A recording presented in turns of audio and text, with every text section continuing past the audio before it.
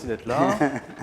Euh, J'ai choisi ce sujet parce que ce sujet, en fait, c'est quelque chose qui touche absolument tout le monde, et quel que soit l'âge de la personne. C'est-à-dire qu'on peut être jeune et plus avancé dans la vie, mais c'est des pensées qui arrivent, et ces pensées qui arrivent, en fait, c'est des choses sur lesquelles, à un moment donné, eh ben, on se dit des choses qu'on devrait dire différemment. C'est pour ça que j'ai choisi ce sujet, parce que je trouve qu'il est passionnant, je trouve qu'il peut nourrir les gens, et je trouve qu'il peut permettre aux gens d'aller beaucoup mieux, et en étant beaucoup mieux, tout est beaucoup plus facile. Alors, on va commencer par ce qu'on appelle l'esprit singe. It's a monkey mind. L'esprit singe, en fait, si on visualise un singe, le singe, en fait, il va être très agile. Mais il va partir d'un arbre à un autre arbre, il va sauter d'en bas à en haut, et quand il va partir, il a tellement de force que nous, on va penser qu'on peut l'attraper, mais pouf, il va sauter comme ça. Et il peut sauter sur des petites lianes, il peut aller sur des grosses branches, il peut aller tout là-haut et redescendre tout en bas. Et en fait, pourquoi est-ce qu'on parle de l'esprit singe? C'est parce qu'en fait, l'esprit singe, ça correspond parfois à ce que l'on peut avoir dans nos têtes, nos pensées. C'est-à-dire qu'aujourd'hui, personne ne voit ce que l'on pense. Cependant, notre esprit, il part dans tous les sens. Parfois, il va doucement, parfois, il va vite et doucement. À un moment donné, on va très bien, à un moment donné, on va très très mal. Ça ne s'arrête jamais. Dans une journée, on a environ 70 000 pensées. On dit 16 000 mots. Donc, vous imaginez ce que vous avez verbalisé par rapport à ce que vous avez pensé. Et dans une journée, on va avoir 80% des pensées qui passent dans notre tête qui ne sont pas dites de la bonne façon vis-à-vis de soi-même. On va soit avoir un regard critique sur ce qu'il y a dehors, les arbres là ne sont pas jolis, ils ne sont pas assez coupés. D'accord ? On va se dire que quand il ne fait pas beau, ça peut influer sur le moral. Et toutes ces pensées, elles ne s'arrêtent jamais. C'est comme un film bollywoodien ou hollywoodien, comme vous voulez. Il y a des moments donnés, vous allez vous raconter un film dans votre tête tout seul, assis sur votre canapé, dans votre lit. Vous allez pouvoir penser pendant 15, 20, 30 minutes. Et on pourrait rester des heures comme ça. Et on se raconte un film. On s'est fait notre propre scénario. Et on se raconte une histoire. Et en fait, l'esprit singe, c'est quelque chose qui peut être calmé. L'intérêt, c'est quoi? L'intérêt, c'est simplement d'être capable à un moment donné de se poser et de comprendre qu'à un moment donné, notre pensée part de tous les côtés. Et que ce qui se passe dans notre tête, ce n'est pas que des choses qu'on a envie de vivre déjà, ne serait-ce qu'en termes d'émotion à ce moment-là, même si on est seul, et qu'on peut calmer en fait, qu'on peut décider de se dire « j'arrête de penser comme ça, j'ai plus envie de penser comme ça, j'ai pas envie d'avoir ce genre de pensée », donc on peut le calmer. Et il y a une capacité en fait pour faire ça, je vais en parler juste après, il y a un moyen pour faire cela, ça demande simplement de l'ouverture d'esprit et de la pratique. De soi-même vis-à-vis de soi-même. Il n'y a pas d'interférent. Il n'y a aucune autre personne, aussi proche soit-elle dans votre quotidien, qui peut vous aider à réguler vos pensées. Donc, ce n'est pas la peine d'aller compter sur votre conjoint, vos enfants, votre famille proche, ou votre frère, votre sœur, votre cousine. Laissez-les tranquilles. N'allez pas leur parler de vos affaires. Réglez-vous vous-même dans votre tête. Et c'est là où vous créez aussi de la positivité et de la force dans votre capacité d'interaction avec le monde, parce que vous interagissez d'abord avec vous-même. C'est vous contre vous-même. D'accord? La quête du bonheur. Les gens aujourd'hui veulent être heureux dans leur vie. Les gens veulent être heureux dans leur vie. Les gens veulent sourire à la vie, veulent gagner de l'argent, veulent avoir de belles voitures, veulent avoir des belles maisons, veulent avoir... À partir d'un certain moment de notre vie, on se rend compte que la santé a une importance qu'on n'avait pas imaginée quand on avait 20 ans, n'est-ce pas? D'accord? Donc on commence à considérer que notre santé est hyper importante. Are you understanding? Thank you. Et donc, la quête du bonheur nécessite à un moment donné de partir dans des aventures, telles que le film qu'on crée quand on est seul, en se disant, en ayant cette voiture, je serai heureux, en ayant cette maison, je serai heureux, en ayant cette forme, je serai heureux. Il y a des gens qui vont faire de la chirurgie esthétique pour être heureux. Ils cherchent du bonheur. Et donc, pourquoi est-ce que cette quête du bonheur peut être par moments compliquée vis-à-vis de soi-même? C'est parce qu'on va avoir des attentes. Donc, je vais avoir une attente par rapport à quelqu'un. Je vais attendre que cette personne, quand j'arrive, je vais lui dire « je cherche à être heureux et tu fais partie de mon tableau ». Donc tu dois jouer le rôle que j'attends de toi dans ce tableau ou dans ce film pour que je puisse être heureux. Et là, qu'est-ce qui se produit généralement dans cette quête du bonheur? C'est que quand la personne à qui on a placé quelque part une forme d'attente ne répond pas à cette attente que l'on avait, notre déception est très grande. Et là, on n'est plus du tout dans la quête du bonheur, on est dans la quête de « je vais pas bien ». OK? You have a question? OK. Donc, le truc, c'est qu'aujourd'hui, quand on est en quête du bonheur, on doit se rendre compte que les seules attentes que l'on peut avoir en face de quelqu'un, c'est envers soi-même. Le meilleur moyen d'être heureux, c'est de décider de s'habiller d'une jolie façon, de se prendre soin de soi-même, et le meilleur moyen d'être heureux, c'est de n'avoir de l'attente de la part de personne. C'est-à-dire que quand je vais à la réunion, par exemple, familiale qu'il peut y avoir pour un anniversaire ou une fête de fin d'année, je ne vais rien attendre de mes chers proches. Parce que quand je vais à cette réunion de famille, à un moment donné, si on a des attentes par rapport à des gens qui ne répondent pas à notre demande, ben notre quête du bonheur, elle est brisée en plus de ça sur un événement familial, anniversaire, Noël, fête de fin d'année, on est déçu, on repart, supposément ça devait être super, c'était pas comme ça. Et donc rentre en compte, là encore une fois, notre façon de penser et notre façon de se parler.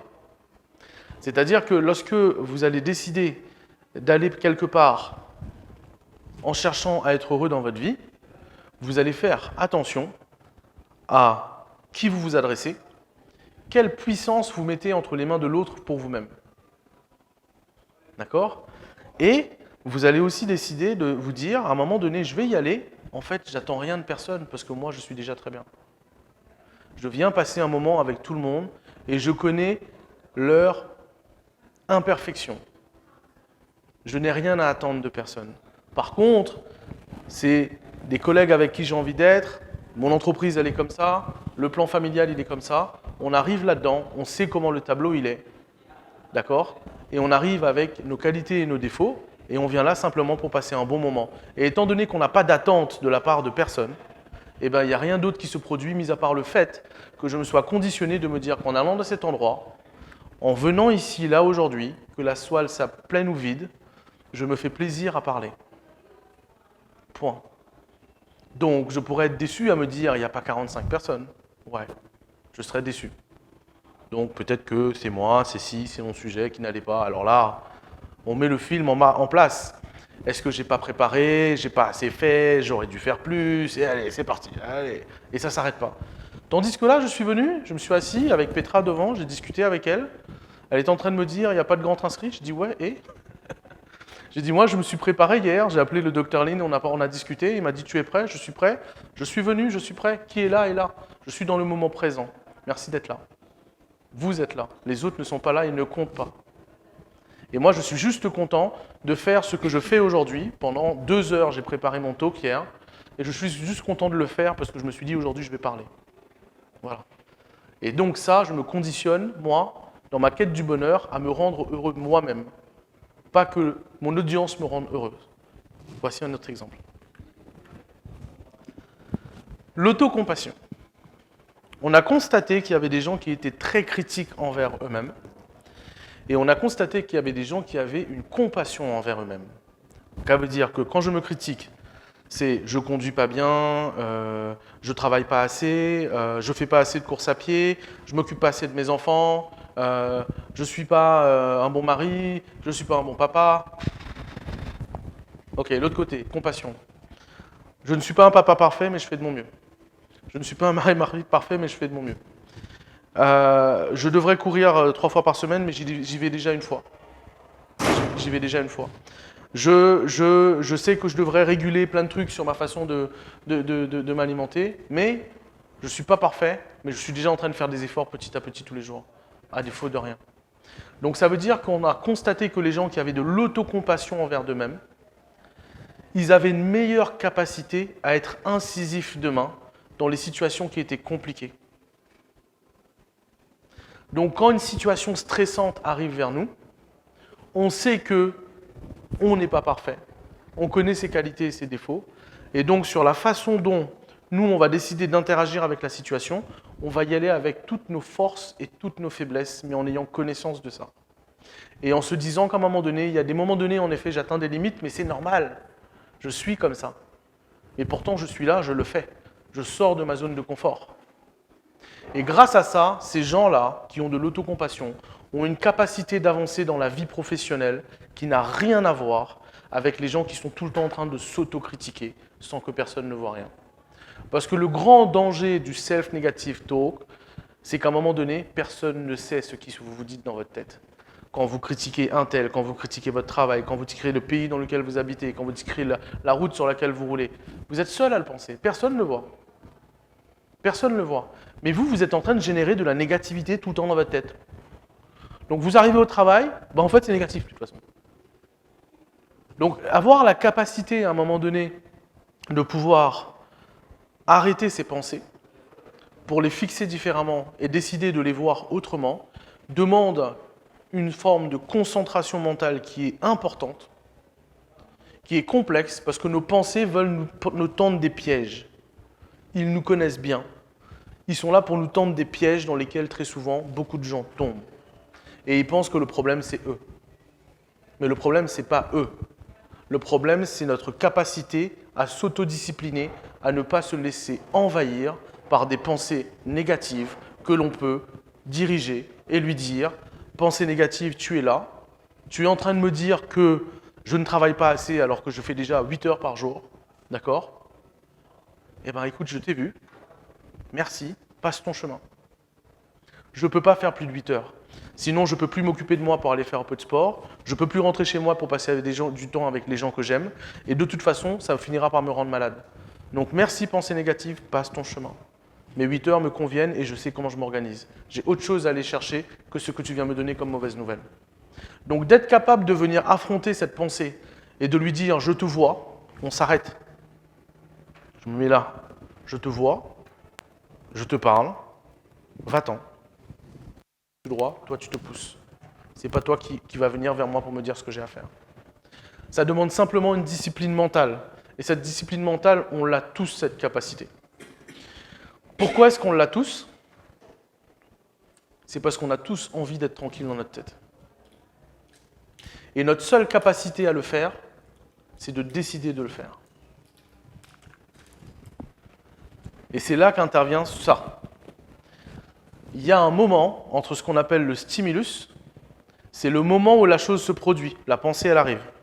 Il y a une pensée qui m'arrive en tête, d'accord ? La réponse, c'est-à-dire votre réaction à ce moment-là, d'accord ? Et donc votre décision, à savoir comment j'interagis avec ça. Bon, je ne sais pas si c'est le bon exemple, je vais prendre un exemple qui me vient en tête là, mais par exemple, je me retrouve devant quelque chose que j'ai envie de manger, qui me donne envie de manger, mais je sais que ça, c'est pas forcément sain pour moi. D'accord ? Donc là, ça se produit, je suis là. À un moment donné, je prends une décision. Je mets un coup de fourchette dedans ou pas ? Donc là, vous avez un temps qui se produit entre les deux. Cet espace-là, il est très très court. Ça peut être un quart de seconde. Et c'est là où votre pensée, elle doit être bonne.